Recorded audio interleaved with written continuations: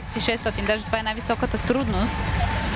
Стиляна има 13,500, Варфоломеев 13,400, а Борисова 13,300, но артистичността на Елтерякова е най-ниска от тези 4 момичета. Тя има 8 в артистичност, Варфоломеев е с 8,550, Стиляна Николова е с 8,450, а Борисова 8,200.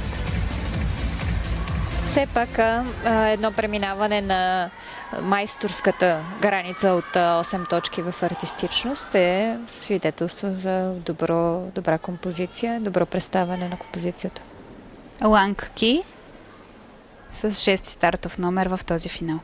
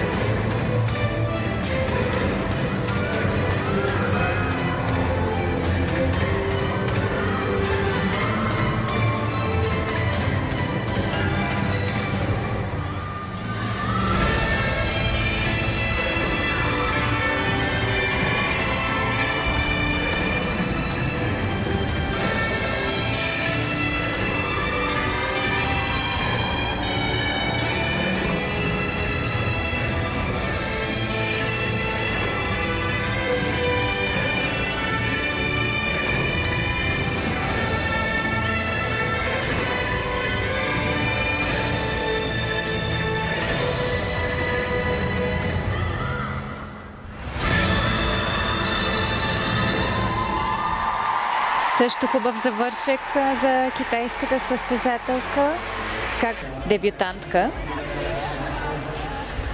И може да бъде напълно доволна от представянето си.